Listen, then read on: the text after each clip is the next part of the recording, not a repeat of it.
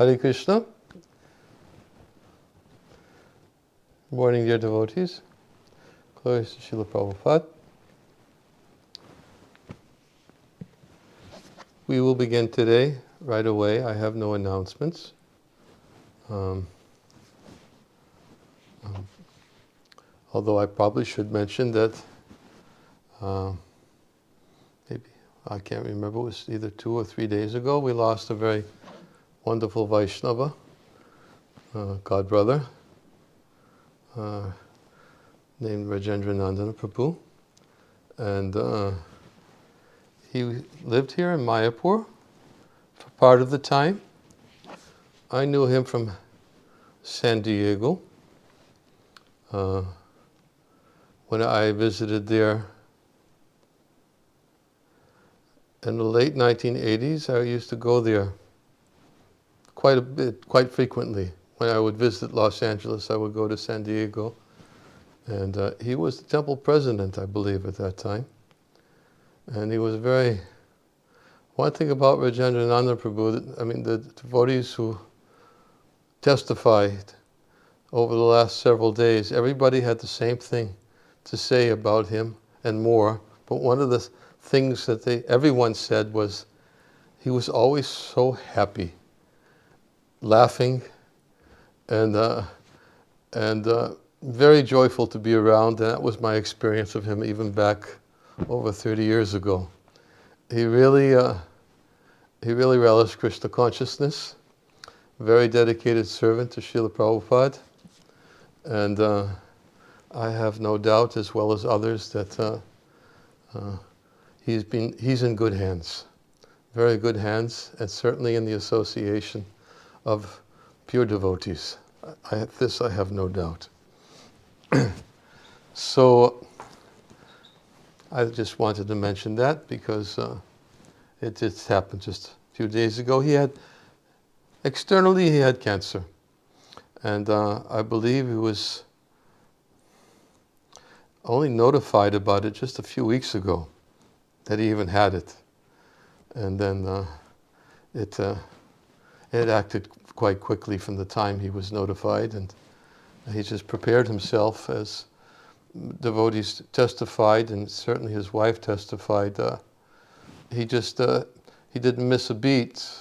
As soon as he got the message, he just did everything that he did all along, which was to be happy in Krishna consciousness, and prepared himself for the ultimate. And it was certainly, I was also told that his last words was, he was chanting the holy name just before he departed. Can't get better than that. Devotees were there, kirtan, and he was chanting. Okay. So, we're reading from Brhad Bhagavatamrita, Volume 2, Chapter 4. Today's text, I'm sorry I missed last week. I tried to avoid that, but anyways. So we did 2 weeks ago. The last verse we did was, I believe, text 253. And today we'll begin with text 254. Om Namo Bhagavate Vasudevaya. Om Namo Bhagavate Vasudevaya. Om Namo Bhagavate Vasudevaya.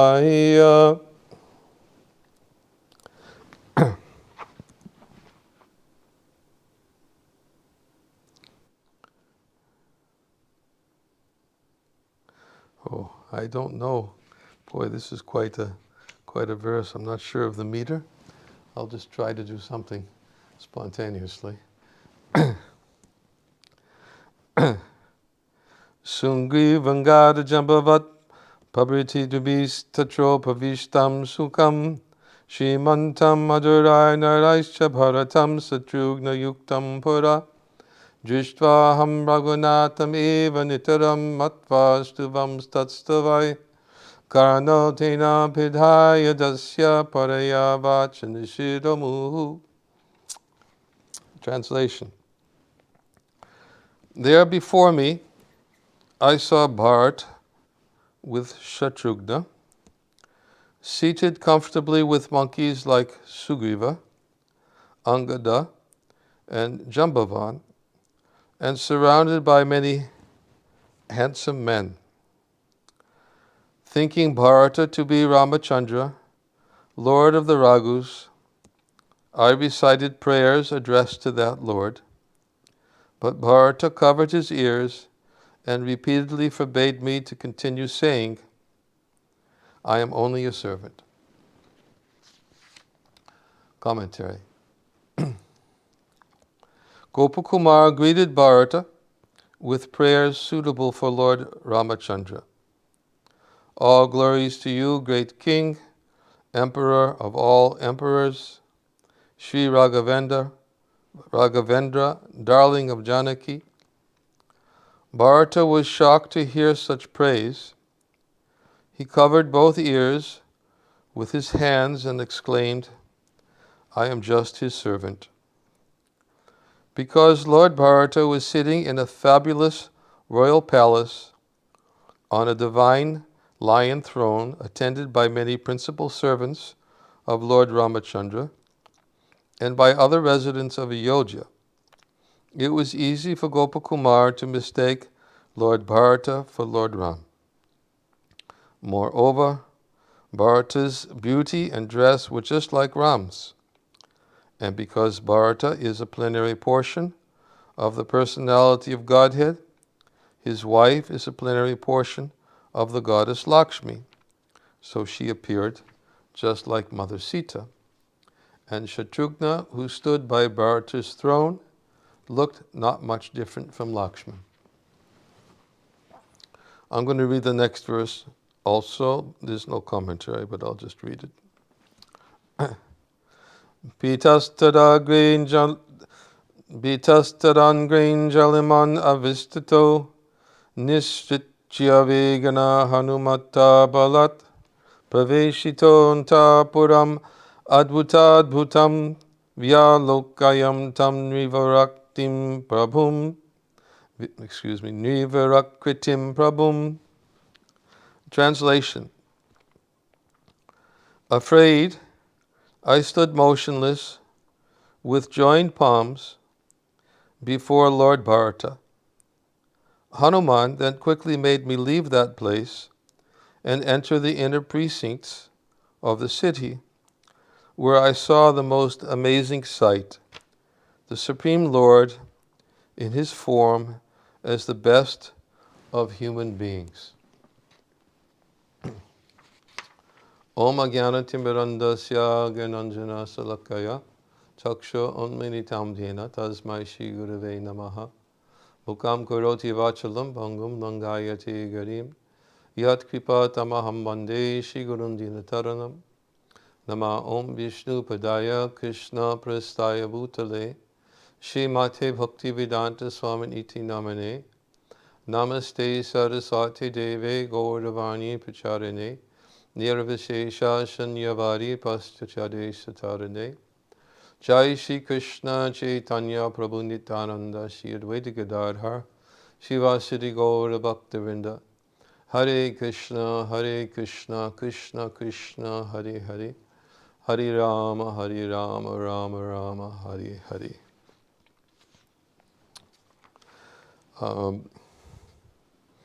Not much required to review from our previous class.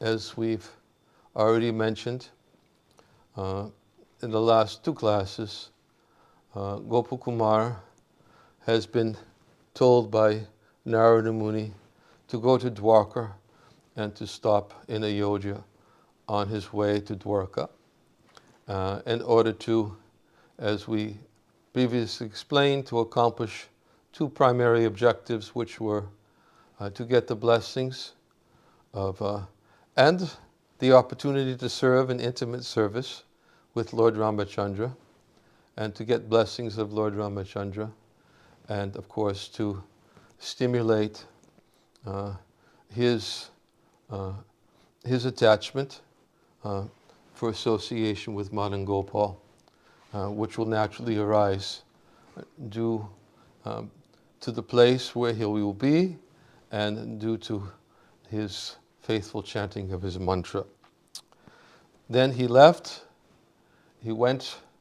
We had that discussion of Narada Muni telling him, don't bother and go back and get blessings from Lord Narayan. It's not necessary. After all, you're going to be in Vaikuntha anyways, and you're not leaving Vaikuntha.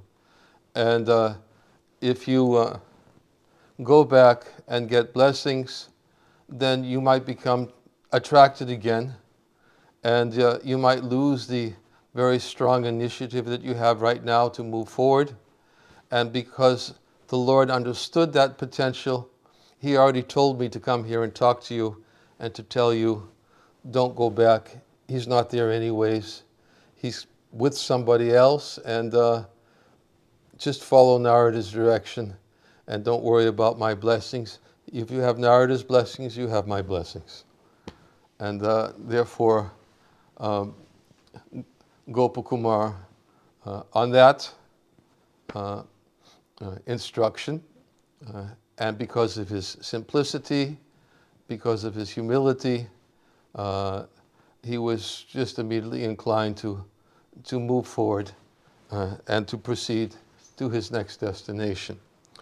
As he traveled along, he saw some forest monkeys who were chanting the names of Ram, and then the last verse that we read, or last two verses,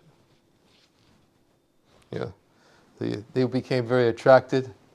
They saw his flute, and Sanatana Goswami says either they were attracted to his flute, or because they'd never seen anything like that before, or they were not inclined to allow it entrance, allow it to enter, because flutes aren't played in this place anyways.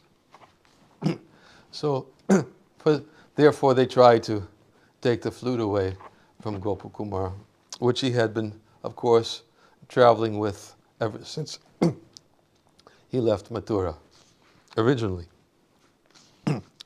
And then the last verse, then the men came out who had behavior like the best of civilized persons, and they could not tolerate Gopakumar's bowing down to them, and then they brought Gopakumar to the boundary of their city through the main gate. I did say that at some point, oh, excuse me, I forgot to do something here. I did say at some point that I would talk about Ayodhya in Vaikuntha, but I won't speak about it yet. There's some references to it in the Lagu Bhagavatamrita, basically just describing a little bit of its opulence and the gates and the gatekeepers who were there, and that's what Gopakumar encountered. Just as he encountered before entering Vaikuntha, there were many gates. He had to pass through 7 gates. There were also appropriate gates to Ayodhya, and there were big walls also surrounding it, and gatekeepers. Then, as today's verse describes, he saw Bharata with Shatrughna, and seated with monkeys like Sugriva and Angada and Jambavad. He saw Bharata's features. He thought, when he saw Bharata's features, he thought it was Ramachandra, although in Lagu Bhagavatamrita, it is explained that that Lord Ramachandra, as we know, has a complexion like greenish complexion like durva grass, and Bharata has a bluish complexion. Rupa Goswami quotes Padma Purana, and Shatrughna and Lakshman have golden complexions. So when he saw Bharata and he saw the bluish complexion, I suspect, although it's not stated here, he probably anticipated that this must be because he saw the bluish complexion when he saw Lord Narayan. So he must have anticipated that this is Ramachandra, and not only was his complexion of a similar color, but he had similar features. And as we spoke about before a little bit, that the two incarnations of the Lord, or forms of the Lord, who are quite similar to each other, are the form of Lord of Krishna and Ramachandra, because both of those forms are human-like. You don't see four arms in Ramachandra, and Krishna in Dwarka, and of course Krishna in Goloka, 2 arms. And Lord, human-like pastimes, of course, are very similar in some respects, except, as we know, and it's described, I think, in this verse we just read, the Supreme Lord in his form as the best of human beings. And of course, there's a reason why Lord Ramachandra appeared as a human being. And I wanted to read one verse from the Shema Bhagavatam.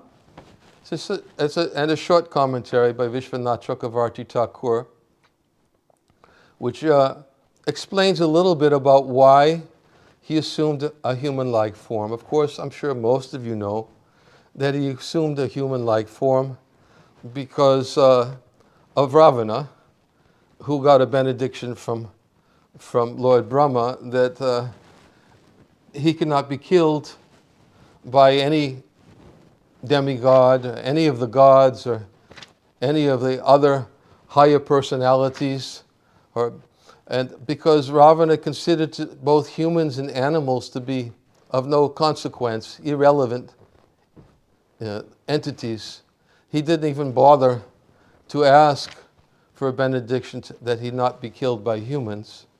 And therefore that led to, for one of the reasons why Lord Ramachandra appeared as a human. And of course it was at the request of the demigods. The demigods,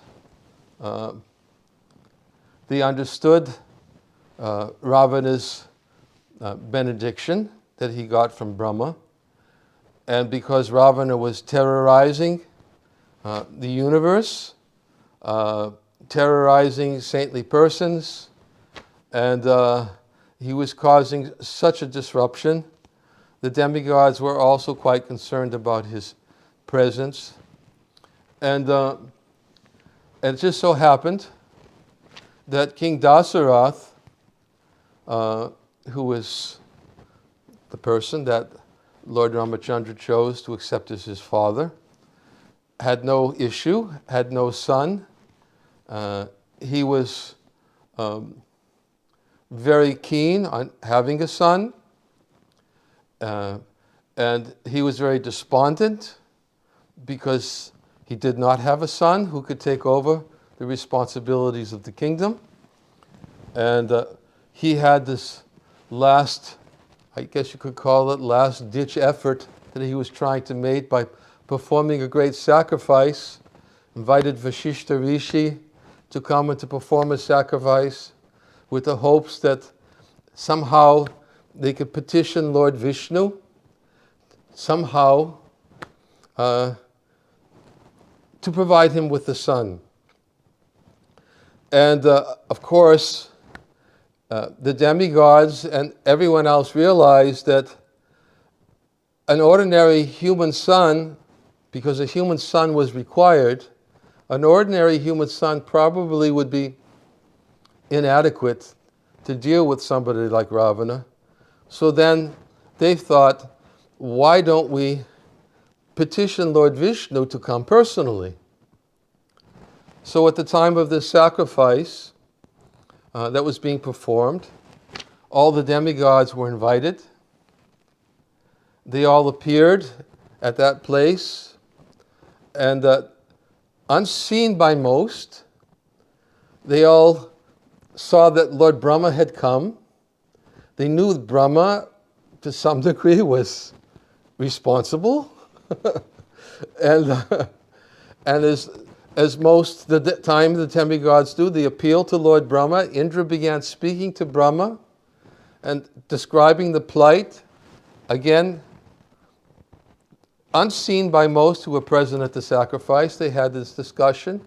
And Indra was appealing to Brahma, maybe you can ask the Supreme Lord Vishnu, because if you ask, he might listen to you, to appear as a human. And so that he'll take his birth as the son of Dasarath, and certainly if he comes, he will be suitable to deal with Ravana. So all this conversation was taking place, and then the Lord assured him that he would soon come, and he would bring also his expansions, his weapons. He would come as his different expansions, as his brothers. And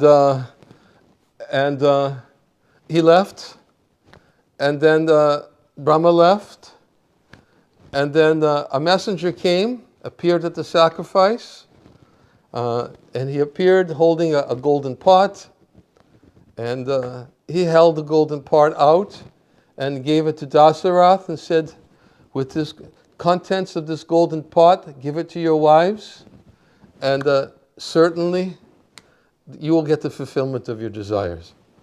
So this is, of course, we're talking about the appearance of Lord Ramachandra, and it's very, very important because as we've been speaking all along in Brhad Bhagavatamrita, that whenever we speak about the appearance of the Lord in this world, we have to understand the Lord has his own abode in the spiritual world. He comes and displays his pastimes in the Yoga. We spoke about this last time. But he has his eternal abode in Vaikuntha also. And he has his eternal associates, some of whom accompany him when he comes to this world. So this is how, when the Lord appears, he appears in that same form, which is an eternal manifestation, eternal form existing in the spiritual world. And we spoke at many different references about the forms of the Lord that Narada Muni spoke about to Gopakumara, all the different forms the Lord assumes. And then all the different forms the devotees assume, because the devotees in Vaikuntha, they have similar forms as the Lord. Some of them have four-arm forms, some of them assume forms of the Lord who appears in various species. And therefore, the Lord appears as a boar, the Lord as Varaha, the Lord appears as Matsya, as a fish, the Lord appears as Kurma, as a tortoise. But the appearance of the Lord in the human form, which most closely resemble each other, are Krishna and Ramachandra, who appear in the human form. They display human-like pastimes, except Krishna's human-like pastimes are, and Ram's human-like pastimes, they differ, and we spoke about this before. Ram's human-like pastimes are described as Mayada Purushottama, where Ramachandra behaves as the ideal follower of Vedic principles. Ekapatni Vrata, He accepts only one wife. He follows the Vedic principles strictly and teaches everyone else with his fatherly qualities how to become ideal citizens by his example, exemplary behavior. So, and I was just reading today that even one distinction between Ram and Krishna is that Lord Ramachandra, in his childhood pastimes, all his childhood pastimes were completely human-like. There was nothing like what Krishna did. Like, Krishna has his human-like pastimes, but he does some very wonderful things in his human-like pastimes. Like at 3 months old, he raises his foot and he knocks over a cart and he kills the Shakatasura demon, simply by raising his foot as a young baby. Or he does performs so many, as we described before, that in Krishna's pastimes in Goloka, they're predominantly madhurya, sweet, but there's some aishvarya there. But the aishvarya is mostly covered by the sweetness of his human-like pastimes, which Vishwanath Chakravarti Thakur describes in his Ragvatma Chandrika. But in Ram's pastimes, all his childhood pastimes were completely human-like. There was no aishvarya as Krishna did in his way that he killed demons as a child. And this was in it was in Jiva Goswami. Yeah, it was in Jiva Goswami's commentary of the 10th canto of the Srimad Bhagavatam, and it is Lagu Vaishnava Toshini. He says that when Vishnu or avatars like Nrsimha kill demons, they display great prowess. Ram showed only human-like pastimes during his childhood. Krishna, however, shows his powers in harmony with his sweet human-like pastimes. In this way, the highest sweetness of the Lord is accomplished. So that is one of the differences between, or some of the differences between Lord Ramachandra's human-like pastimes and Krishna's human-like pastimes. Krishna also has human-like pastimes. He steals butter like a mischievous child, but he does it in an unseen way, as Vishwanath Chakravarti Thakur explains. It's a mystical way. and he does things, he devours a forest fire. Although there's some aishvarya there, but he tells his friends, as we spoke about before, close your eyes, because he didn't want to disturb them. He didn't want them to think that he was devouring a forest fire. So he told them to close their eyes, and the other reason why he told them to close their eyes is because he was thinking that if they see me devour a forest fire, just imagine what they'll tell my mother, because they already complained to my mother when I ate dirt. But what's my mother going to say when all my friends tell my mother that I ate a forest fire? So Krishna told his friends to close their eyes while he devours a forest fire. So he does many wonderful things, this aishvarya that he does, but it's not prominent in Goloka. It's mostly sweetness, human-like pastimes, which are never compromised.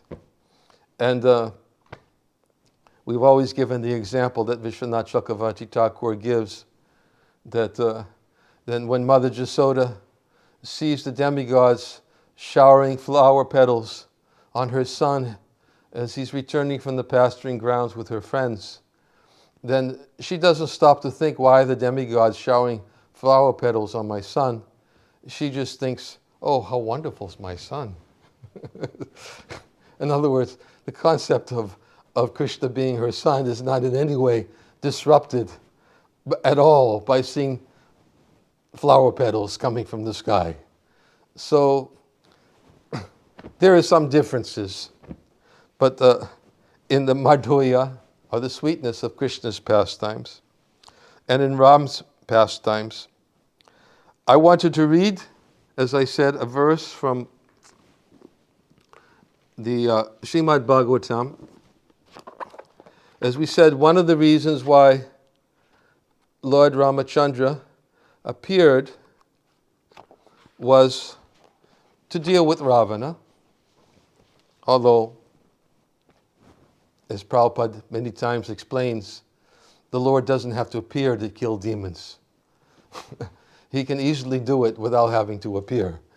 But he does to give pleasure also to his devotees, who are very happy to see him in the particular form that he appears in. But there's another reason given here in this commentary. This is 5th canto, 19th chapter, 5th verse. I'll just read the translation. The appearance of the Lord in this world as a human was not only for the purpose of killing Ravana, but to teach the human beings.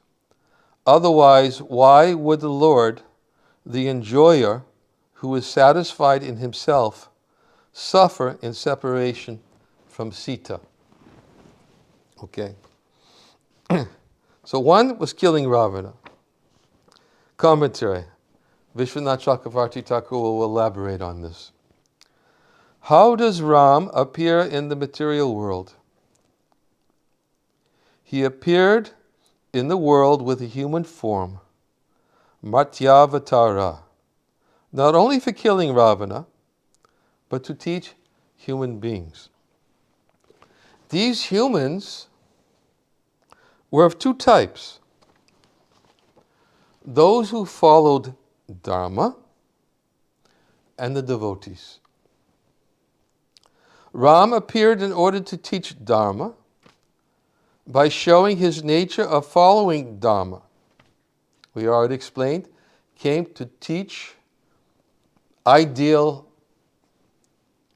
principles of an ideal king, ideal husband, ideal son, ideal father, ideal in all respects. Came to teach this ideal behavior, the principles of Dharma. So he said, those who follow Dharma and the devotees.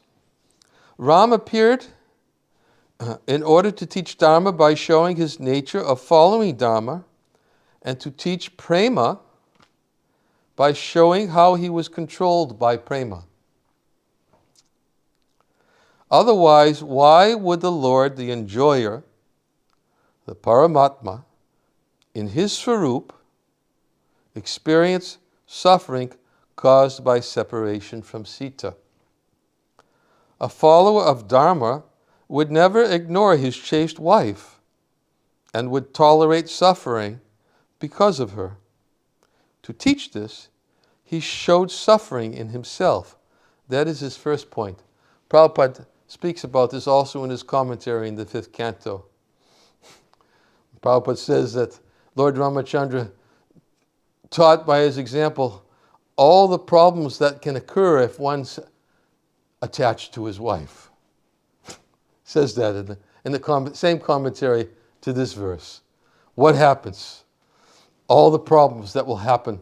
And he even demonstrated lamentation. So much lamentation. When Sita was kidnapped, he was lamenting for her absence. He would even go into the forests and he would inquire from the trees, from the rivers, and from the mountains, crying. He would appear to be suffering. Whereas for the absence of Sita. So what was he teaching by that? He was teaching for those two types. Those who are followers of Dharma principles, and for the devotees, he was teaching prema by showing how he was controlled by prema. And he explained, I'm only going to read a little of this. I don't But it's a very, very good point. Because the point is that we should never think that Lord Ramachandra is in any way suffering, or Lord Ramachandra is in any way feeling separation, or what to speak of the fact that Sita was kidnapped by Ravana. That was already explained very clearly in Chaitanya Charitamrita when Lord Chaitanya visited Ramdas Vipra, and Ramdas Vipra was also very much lamenting, how did somebody like Ravana ever get his hands on Sita? And he was suffering in that way. And Lord Chaitanya found, I think it was in the Kurma Purana, he found in the Kurma Purana, he was visiting a temple. And when he had previously visited Ramdas Vipra, and Ramdas Vipra expressed this lamentation to him, he saw that in the Kurma Purana it was written that actually that Ravana never took Sita. It's not possible for him to take Sita.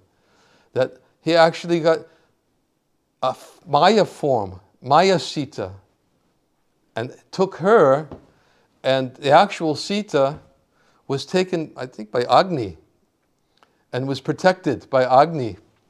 And it was Agni who delivered Sita to Ramachandra when she entered into the fire to prove her chastity. And so he gave his assurance to, and he even with the Prabhupada makes the point in the commentary, he took the permission from the Pujari and asked him if it's okay to take the pages out of the Kurma Purana. And the Pujari copied the pages first onto another leaf, and Lord Chaitanya took the pages because he wanted to give the full evidence to Ramdas Vipra that Ravana could never take Sita from Ram. Anyways, but there's another important point. How could he lament in separation from Sita? And this is what Vishwanath Chakravarti Thakur explains. These symptoms, which only have the appearance of suffering, arise from the taste of Vipralamba Ras, or love and separation. This Ras is the highest bliss. It would be a contradiction if suffering were present in someone who was Atmarama, or self-satisfied. One should not say, if Ram is self-satisfied, how can he enjoy Sita? Sita is a part of himself, since she arises from his Swarup Shakti. There's more to this, but all of these things are just simply a repeat of everything that we've already read before in Vaikuntha, about how the Lord's Swarup Shakti, his Hladini potency, is manifest as his eternal consort in Vaikuntha, and they are always eternally associating with each other. And whenever the Lord descends, he always descends with his eternal consort. And therefore, this separation that appeared to be taking place between Lord Ramachandra and Sita was simply Vipralamba Ras. That's all. It was, which is defined as the highest pleasure, the highest satisfaction. So he came to teach these two principles, not only kill Ravana, to teach Dharma to those who needed to understand or to learn Dharma. And that's why we see that all the citizens of Ayodhya were perfect executors of principles of Dharma in ecstatic love. They were not simply followers of Varnashram. They were in ecstatic love, but they were perfect representatives of Dharma, because that's what Lord Ramachandra was teaching everybody. And that's what Lord Ramachandra was doing when Gopakumara came into the palace. He was instructing all the citizens about Dharma and how to live as ideal citizens, and teaching by his ideal example. So it's not ordinary Dharma by any means. It's It's simply the behavior of the eternal residents of Ayodhya in the spiritual world. I don't want to speak too long today. I've read a little bit, spoken a little bit, and the reason why I don't want to speak too long is because last time I gave class, I begged devotees who are attending the class to also say whatever they like to say in relationship. They don't have to speak on what I spoke about. They have, I'm sure, whatever they share, it will be well worth hearing. But if they want to speak about these verses, that's fine also. If they want to speak about Prabhupada, that's fine also. If whatever they want to speak about, however they want to share themselves, I was told that Mitrasena was going to speak, but if Mahar wishes to speak also, perfectly welcome to do also. It's an invitation, but no pressure. No pressure at all. It's not any pressure for Mitrasena. I mean, I can continue. There's more I could say, but actually, I'll be honest with you. I think the devotees will be very happy to hear from both of you. They've been listening to me for a year and a half. So,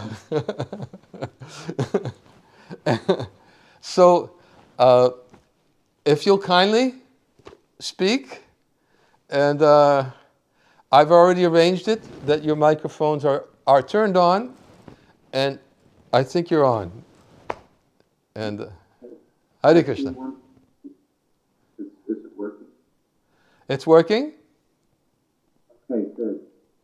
Yes. Thank you. I was just thinking I'd like to sit and talk with you. I guess this is the best we can do, but we've got all these other people watching it. Oh. Well, we could do that separately. I'll just make a Zoom call. I'll schedule a Zoom call with Dira or it'll have to be some other day, maybe next week. And I mean, Yadubar and I speak, and I speak with God brother. I speak with P.R.A. Mohan. I speak with Purushata. I've spoken with Keshi Hanta. And with Yadubar, that'd be great. Begin on that. Yeah, Yadubar and I used to regularly talk because he was regularly attending the classes for about a year. He was regularly attending, but his schedule got disrupted, and he apologized, and now he listens to the recordings instead. But he calls me still. I just spoke to him about a week ago. I do something like this every evening with a handful of devotees, and we read Bhagavatam. And sometimes some things come up, because we're reading Prabhupada's Bhagavatam, there's commentary, and questions come up. And one of them that came up, I just thought of, was somebody asked, okay, everybody in Vaikuntha has 4 arms, but then all of the women, they only have 2 arms. And we're just kind of wondering if anyone's ever said anything about that. Well, not everybody has 4 arms in Vaikuntha. Yeah, you mentioned that. Yeah, and in Vaikuntha, there are unlimited forms because the Lord has unlimited forms. And some of the forms which Narada Muni explains to Gopakumara, some of them have forms of Brahmanas, some have forms of sages, some have forms as renunciants, some of them have forms as wives of the residents of Vaikuntha, some of them have forms as children of the residents of Vaikuntha, although in Vaikuntha there's no birth, so how do they have children? They assume forms, different forms, according to the particular need or pastime. It may not be always permanently manifest in that form. One of the descriptions that was even given that happened to Gopakumara at the gate of Vaikuntha is some of the residents of Vaikuntha were returning, and because they all have opulences, Because there's Salokya, there's Sarupya, there's Samipya. Some of them have the same opulences of the Lord. Some of them have the same forms of the Lord. Some of them are eternal associates of the Lord. So there is one description of these associates of the Lord in Vaikuntha who appeared from wherever they were traveling. Sometimes they traveled, like the Vaikuntha Dutas, they traveled throughout all the different universes, like they did with Gopakumar to pick him up, like they did to Dhruva Maharaj to pick him up. They're always going to places, and they adopt their four-arm forms to travel. They asked Gopakumar to take that form. Gopakumar wasn't interested in that form. Then they returned to Vaikuntha. He stayed at the gate, and some of them returned from a similar mission. And they took their airplanes, and the airplanes just entered right into their bodies. They assumed, because they have all the opulences at their disposal. And the airplanes just entered into their bodies. Some of them even, their associates entered into their bodies, and he went in alone. And, and one thing that Narada says is that you're going to be, these very amazing things happen, and you're going to see them, but it's very difficult to understand. And that's why Gopakumar was so overwhelmed with awe and reverence at the gate of Vaikuntha, because that's what Vaikuntha is. It's Aishvarya Gyan. And so many amazing things happen there. And one of the amazing things there's so many different forms. Trees, birds. Narada Muni said even there are worms, snakes, boars. They're all Vaikuntha residents to create variety in Vaikuntha. Birds, they sing. Sometimes when the birds are singing, it's described in the third canto of the Bhagavatam, their singing is such beautiful songs that the birds are singing that it captivates everybody who hears those songs of the birds. And they're even more captivated by the songs of the birds than by other descriptions given in the Vedics. And they all have these different forms in Vaikuntha to serve the desire of the Lord and to provide variety for the pleasure of the Lord. Because there's no question of there being no variety. And Prabhupada even explained this in one lecture. We quoted it in one lecture. Prabhupada said, everything that we see here exists in Vaikuntha. How could it not exist in Vaikuntha? He says, how could it exist here if it doesn't exist in Vaikuntha? And Prabhupada began explaining all the different forms in one lecture, how they exist in Vaikuntha. So I don't know, that may not be a direct answer of why the wives have two arms, but the point I'm making is even the husbands, some of them don't have four arms, they have two arms. They adopt these different forms which are similar to the form of the Lord that they worshipped prior to entering to Vaikuntha.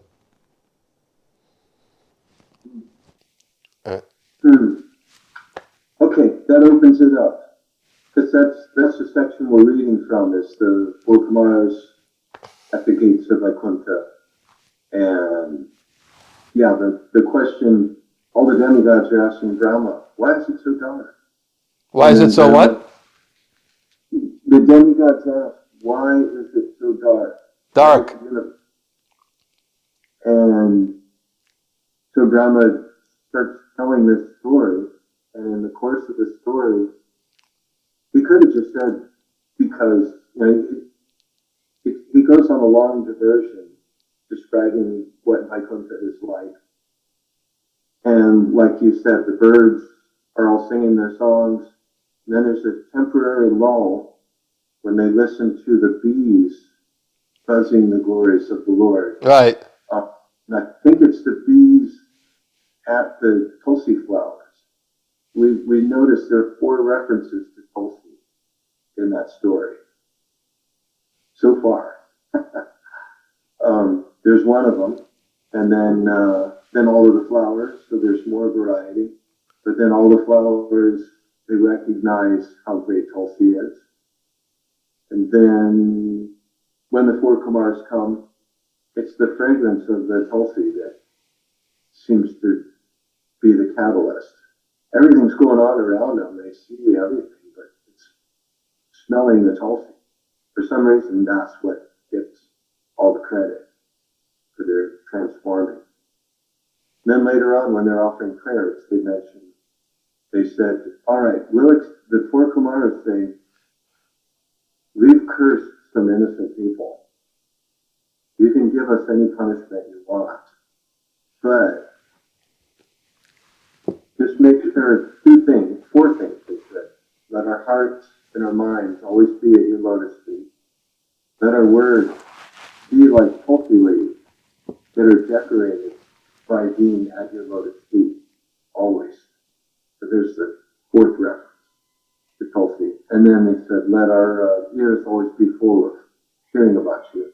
Then that's the purport where Prabhupada brings out the ear holes are very small, but they're just as big as the sky because you can always hear more and more about Krishna. It's unlimited. I missed something. It's not so clear, the microphone, but who was hearing? Where's the microphone on this? Down? All right, I'll just stick my head in here. No, I heard most of it. Yes, that's clearer. What was it? Who was hearing? Oh, the 4 Kumars. Okay. They said, we'll accept any punishment so long as we have these 4 conditions. That we'll always think of you, we'll always have feelings for you, and our words will always describe you, and we'll be able to hear about you all the time. Did it come through that time? Yes, clear. Okay. Okay. Anyway, just put in. Something else? Yeah, you were talking about Rajendra, is that his name? Rajendra Nandan. Rajendra Nandan, yeah, okay. Yeah, I saw him in Mayapur last time I was there. And I was thinking, I was talking with Bhagavatamrita last year, and we were talking about death, and we were saying, well, we're all going to face it, but at least the best we can ask for is a happy ending. And we're all going to die. We face a lot of disappointments in life. And at least if we can shoot for a happy ending. And every night, dear, he says, good night, sweet Krishna dreams. And I thought, okay, that's something to aspire to talk about Krishna all day long so that it is actually possible. And, have you had a Krishna dream recently? I haven't. Not recently. Yeah, that would be something to aspire to. Prabhupada, one time he was talking about when you're busy serving Krishna all day long, and at night when you're sleeping, he was talking about 24 hours engagement in serving Krishna. And he said that just like at night, you're dreaming that you're out distributing back to Godhead magazines, which is something that Prabhupada did do in his own life. So at least we can dream of doing service. I've had dreams like that, but a dream of Krishna, that would be something to aspire. It can happen. It can certainly happen. It does happen. And to aspire for it is certainly a wonderful aspiration. And I suppose that Dira probably thinks that way because I believe that when he had his issue that put him in the hospital, it happened during the night, didn't it, Dira?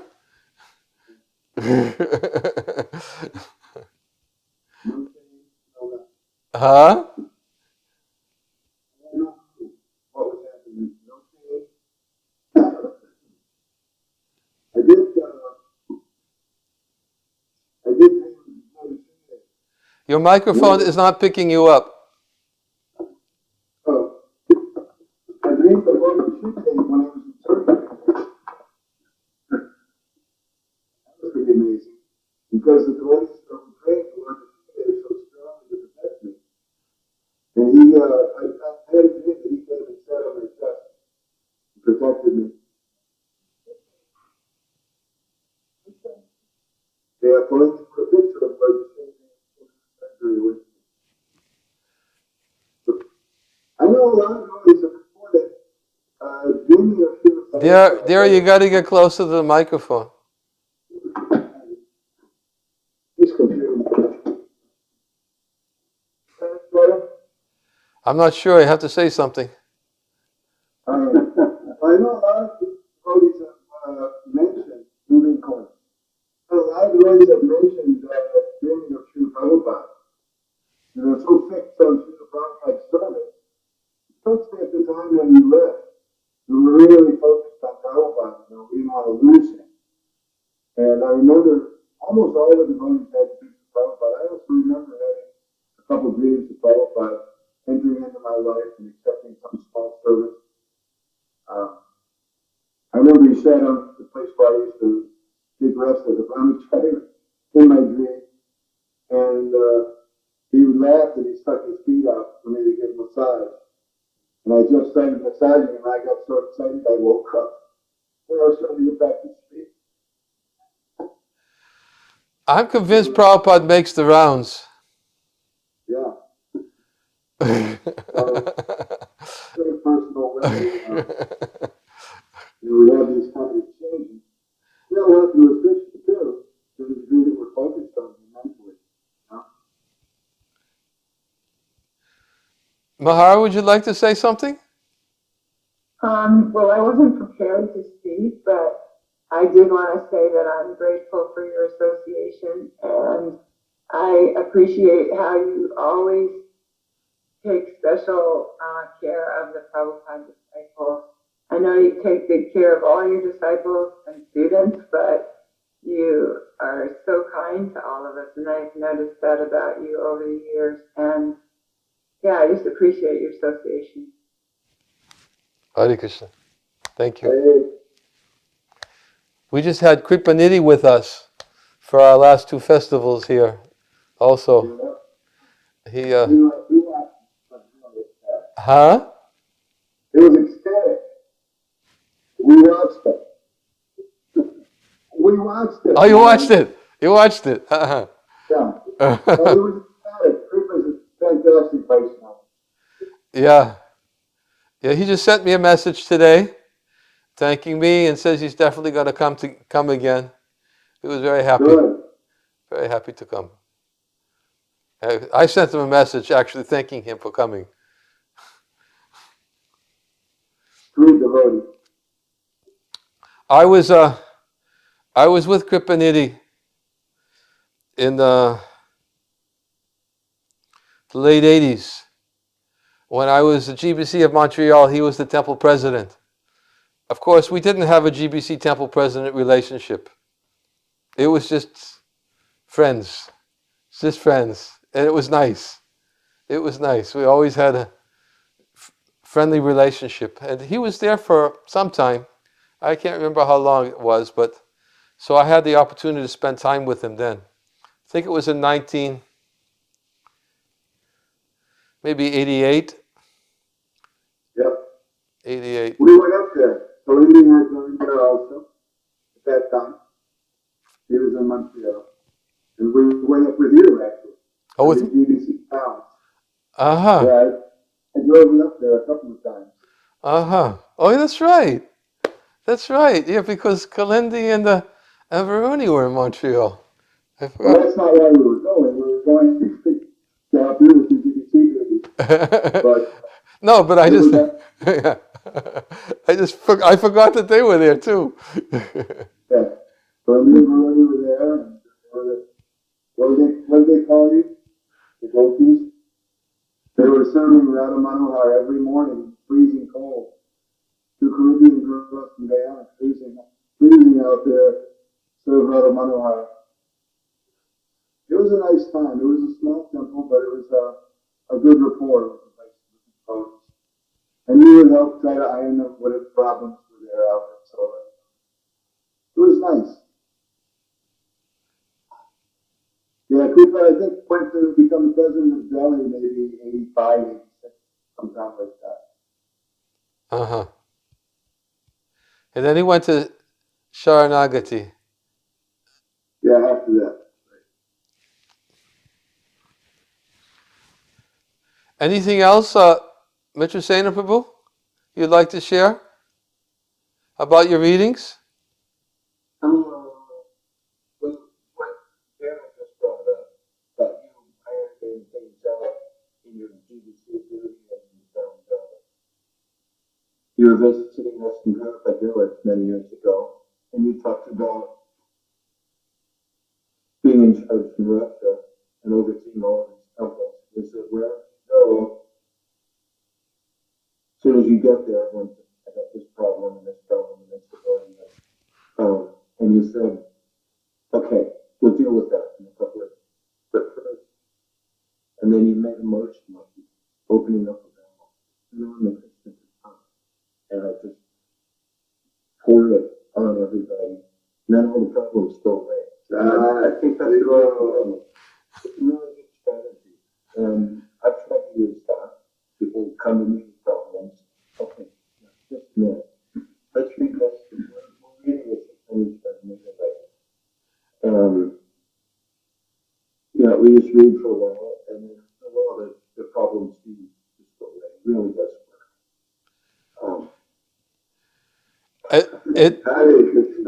It works. I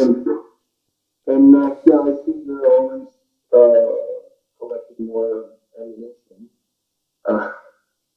You're just studying more and more, and then you just pass it along. Yeah, sharing it is where all the nectar's at. Yes. It's a pipeline. I was talking to Nandana on. I told him, I listen to your recording. I share what you say to other people. And he said, we are all just like a pipeline. Comes in on this side, we pass it out on that side. And what do you use for recycled or repurposed? I just take all of these things and I recycle them.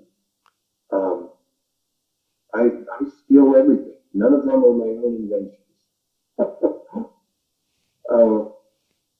But that's what makes it bona fide. Better we steal it for Prabhupada. Well, yeah, we take it, but then Prabhupada also said early on in the first canto, when he's introducing Sutta Goswami speaking to the sages in Naimisharanya, he says that the speaker has to repeat everything in disciplined succession, but he also has to hold the interest of the audience. And he says, this takes realization.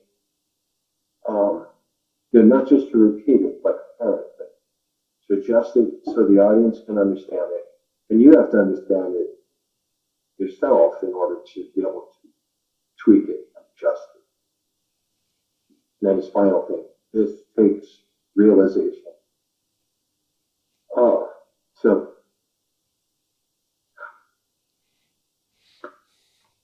yeah. That's the program. When the realization is there, then it becomes sweeter. Yeah. That was also Prabhupada talks about that in the beginning of the Bhagavatam. The Shukadeva Goswami is just like the parrot who has the quality of biting into the fruit, and when he bites into the fruit, then it makes the fruit even sweeter and more relishable. So. And Prabhupada, in our reading group, we've been really appreciating Prabhupada's writing that bites the end of the fruit. And every opportunity he gets to bash the Mayavadis, it's funny, he'll take any excuse. It'll be something that's got nothing to do with them. And he'll bring it in. Like, oh, here he goes again. And we're seeing the first canto. It's like, wow, this is just right. Prabhupada said, I put everything into that first volume of the first canto. And then, but over Jannastami, we decided, let's read his translation of the 10th canto up until the end of chapter 13. And in there, his writing just got even more sweet. And then we all watched that video of him reciting in the last days, or translating. He's lying on the bed and just like hardly any breath at all. He hardly moves his mouth at all. Everything is acting, moving under the supreme direction of Krishna. This consciousness is called Krishna consciousness. So we all watched that. And then when we got to that purport, which is chapter 13, text 53, and it's a very technical purport. The verse is technical. Brahma sees how time, swabhava, our nature, gunas, called 5 different things. They're all working, and they're all glorifying these Vishnu forms. And Prabhupada goes into a long technical description of all of these things. What time is, guna, swabhava. He ties it all, and it's like in the middle of that, then we read that sentence. Everything is acting, moving under the supreme direction. And you realize how much work he put in at the end of his life to do this. And when those books were coming out, it was like, wow, these purports are getting better and better. And we also noted the difference in his purports toward the end. And early on, he's talking about there's a need for Krishna all over the world. Like the revolution verse, Advav Visarga Janapada Vishwavu, Jasmin Pratishlokam Avada. So these books will create a revolution in people's hearts. There's a need for doing this. Then toward the end in the 10th canto, like every third or fourth verse, he's saying the Krishna consciousness movement is creating a revolution. Krishna consciousness movement is spreading this all over the world. Religionists, scientists, people in general, leaders should take this movement seriously and help us. That's really interesting. Like 11, 12 years later, it's like, I've got this going. Take it seriously. I'm about to leave. It's not holding any words back.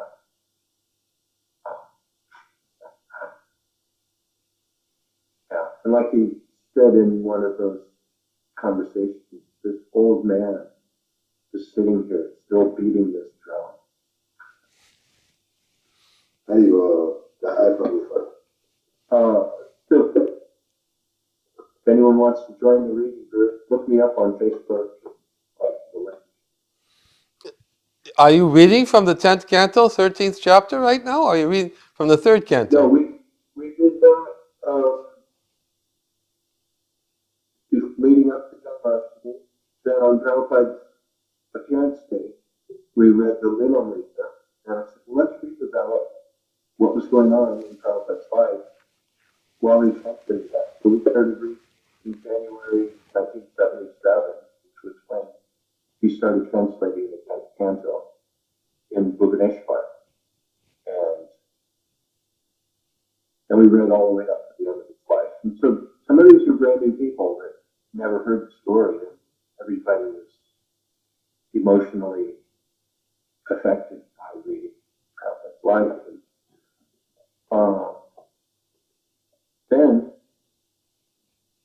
Yeah, so we read all the way up to the end of that. Okay, we finished that.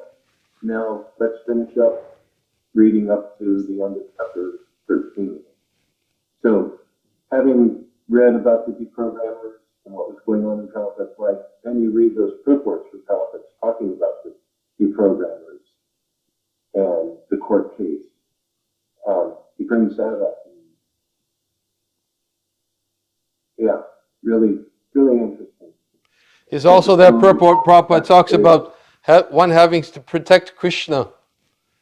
And he's saying protecting the Krishna consciousness movement. He gives that as an example of like protecting, when Mother Jasoda was concerned about protecting her son. And it said in the same way we have to protect Krishna's presence in the Krishna consciousness movement. Something like that, isn't there? Yeah. Or what's that about her protecting the milk? You have to take care of the services. No, that's a different one. That's a different one. Yeah. Okay. Yeah, there's so many. And having read the two things side by side, yeah, it was a strong understanding. Yeah, we could go through this thousands of times. We just read that last night in a purport. Prabhupada said, you can read the Bhagavatam and the Bhagavad-gita thousands of times and still get new light. And I said, okay, you guys hear that? That's what we're going to do. We're going to go through this thousands of times. So we spend an hour and a half every night. We got a pretty good chunk done. And yeah, that's what we do. That's the job description. Read and discuss Bhagavatam. And chant Hare Krishna. That's it. Yeah. Did you ever hear the story that Guru Gauranga Prabhu told about his experience with Prabhupada in Geneva? Guru Gauranga. No. I'll tell you, it's a nice story. I think you'll like it. Because Prabhupada said the exact same thing that you just said. This is what we do. Guru Gauranga had invited some important person to come and meet Prabhupada in Geneva.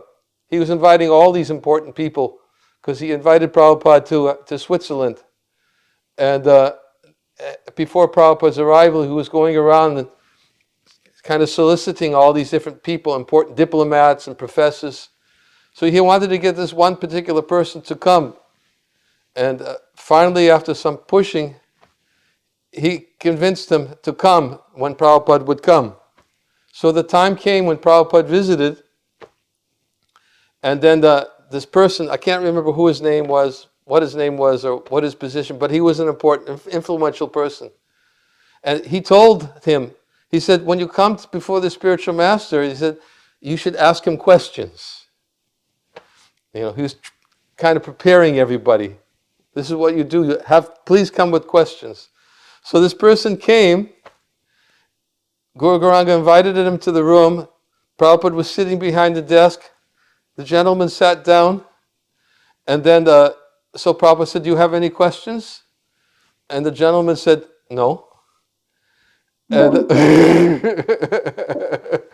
and Guru Gauranga was describing how devastated he was. He was really crestfallen, like he worked so hard to get this person to come. And then he comes, sits in front of Prabhupada, and Prabhupada asked him, do you have any questions? He said, no.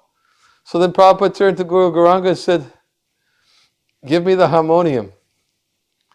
So Guru Gauranga brought the harmonium, and Prabhupada just started playing and chanting, and a kirtan, just himself, chanting Hare Krishna for like about 15, 20 minutes. And the man was just sitting there. And he was just watching Prabhupada, and Guru Gauranga was just, of course, he was watching Prabhupada, thinking how Prabhupada is in the spiritual world. His mind was just totally absorbed in the kirtan. And finally he opened his eyes, and he stopped, and he said to the man, he said, this is what we do.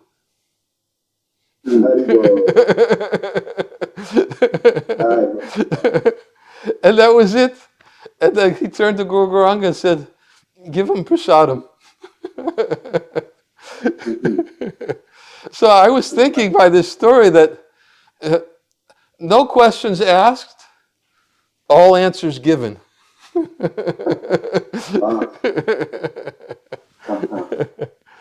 might have been a relief for that guy who has to talk all the time. Maybe kind of wanted that. That's one thing you never know when you turn someone toward Krishna. I've been preaching with devotees. So many times the devotee will start saying something or doing something. And, oh no, please don't do that. But then it ends up being just what that person needs to hear. And such as confidence. Maybe that's just what that guy needs. Just to have a moment. Just what now? Okay. What was the last thing? Just to have a moment. A moment. Yeah, lava mantra. He doesn't know what it is.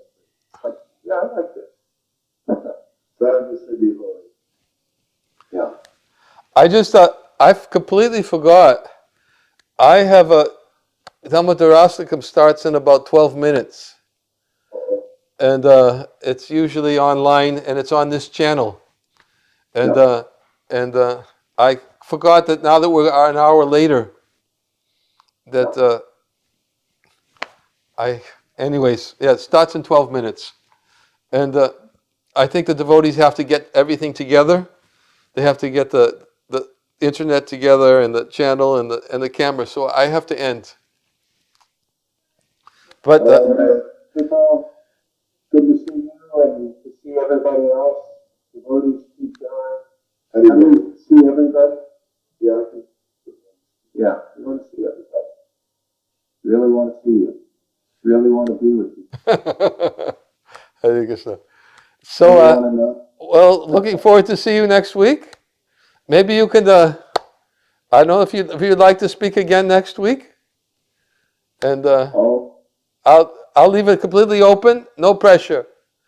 No pressure. But it completely open. I know you have a lot to share. And unfortunately, this is not a good medium for kirtan. I know how much you like to lead kirtans, but it just doesn't work so well. But maybe that'll happen again someday soon. I'll be able to come take part. Yes. Someday. Somehow. Thank you. So we'll end here. Jai Shri Krishna Chaitanya Prabhu Nityananda Shri Advaita Gadadhar Shivasadi Gaura Bhaktivinda. Hare Krishna, Hare Krishna, Krishna Krishna, Hare Hare, Hare Rama, Rama Rama, Hare Hare, Hare Krishna, Krishna Krishna, Hare Hare, Hare Rama, Rama Rama, Hare Hare, Hare Krishna, Krishna Krishna, Hare Hare, Hare Rama, Rama Rama, Hare Hare. Glories to Srila Prabhupada ki.